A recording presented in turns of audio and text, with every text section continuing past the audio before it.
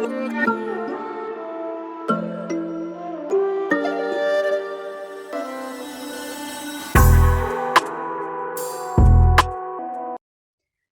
is International Women's Day, and on this special occasion, we have a special guest with us who is a mother, who is a wife, who is a daughter, and much more than that. She is an oncologist who is working for a huge cause of spreading awareness on breast cancer. Welcome to the show, Dr. Pritanjali. Thank you so Tell much. me, how do you handle so many roles? Well, as you see it, I don't think it's very difficult for any Indian woman to handle so many roles because it's inbuilt. I mean, Indian culture has it in inbuilt in itself. So for me, it's just performing my role when I'm there. Like if I'm in the hospital, so I perform my role as a doctor. Where if I'm at home, then I would do the homework, whatever we have, the of course the daily chores that we have in the kitchen or even in the even with the children. But the main thing is that you have to balance out everything very well so that I mean everything is maintained. And I think women are very good organizers. It's not just me. I do say that I feel that every Indian woman has that character inbuilt in herself. Oh, that's great. So, can you tell me your journey? How did you actually become an oncologist? How did it all So start? when I finished my MBBS, that is graduation, I had to take a specialization. And to think of it, I was already married, and my husband was an oncosurgeon. So when I saw the kind of patients that he catered to, I felt that that was a very compassionate area, a good area that I could work on. And I had nothing in my mind regarding radiation oncology as such, but it was just my destiny that took me there. I wanted to become an oncologist from there only. And uh, when I started off, the patients that we catered for, of course, the very downtrodden, because I was in a government setup, the very downtrodden people who, I mean, they had nowhere to fall back to. But we were taking care of those people, and actually, that all just inspired me to care for them more and more and become the oncologist that I am right now. Yeah.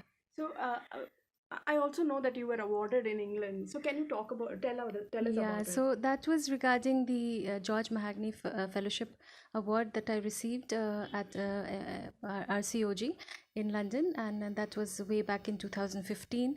So that was actually related to my awareness activities, especially for cancer prevention and cervical cancers amongst the ladies and the women. Okay, tell me about more and more students, girls, are going into medicine. So, is it the right choice to do? Well, actually, there's so many choices right now. It's you won't be able to know.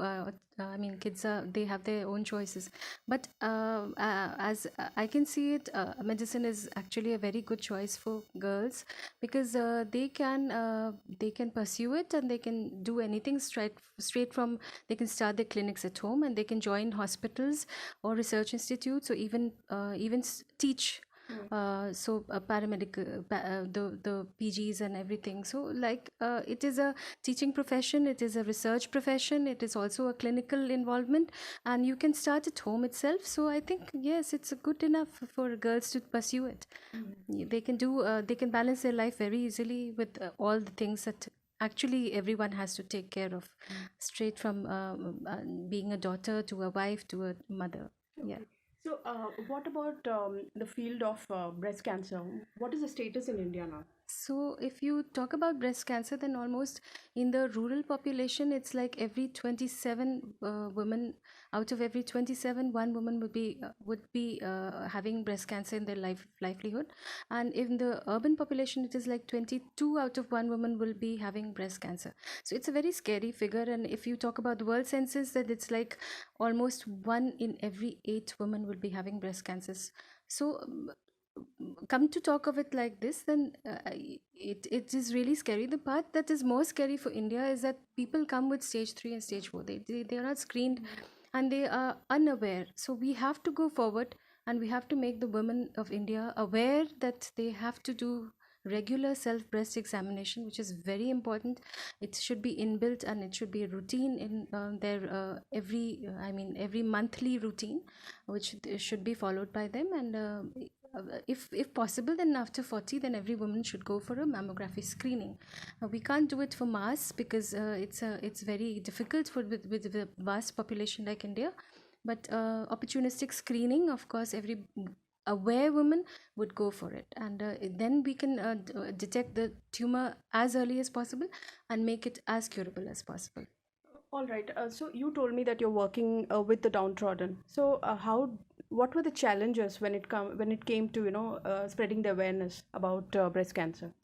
So when I talk about downtrodden and the last man in the queue, which is the motive of AIMS as such, so these people are very very illiterate, and they are very financially run down.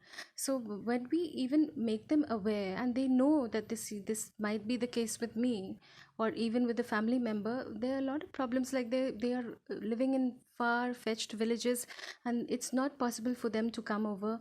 They have to come with their relatives of family members, and sometimes they don't come on time. They come when they see that nothing else can be done at home. They first go to the doctors that are there, and like they may be quacks even.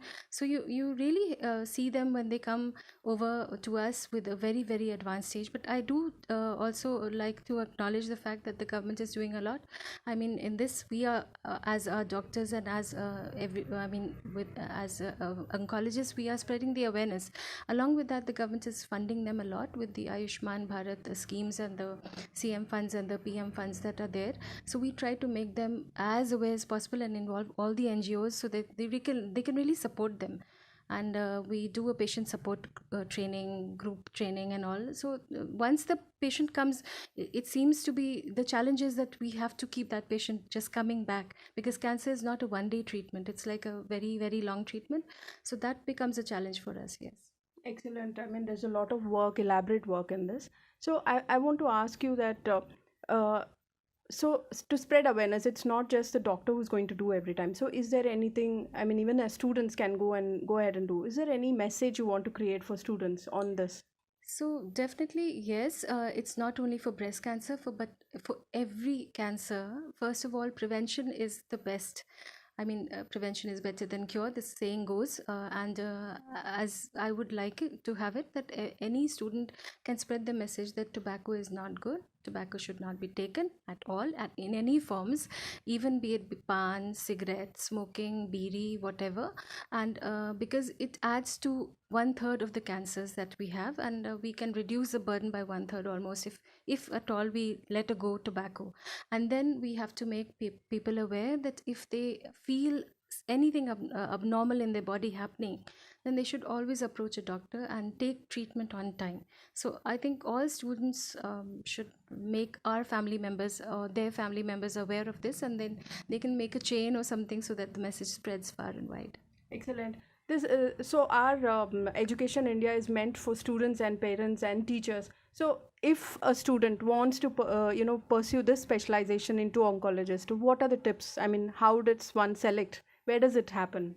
So, if any student, a medical graduate, really wants to pursue oncology as a career, I would suggest that they would do some sort of an internship, maybe first in any oncology center, because it's very difficult. When I was in the field, when I just joined, it was very depressive initially, and it took a lot of time to train myself that no, this is. I mean, then I found it as a career and maybe a compassionate area that I just carried on and took it forward.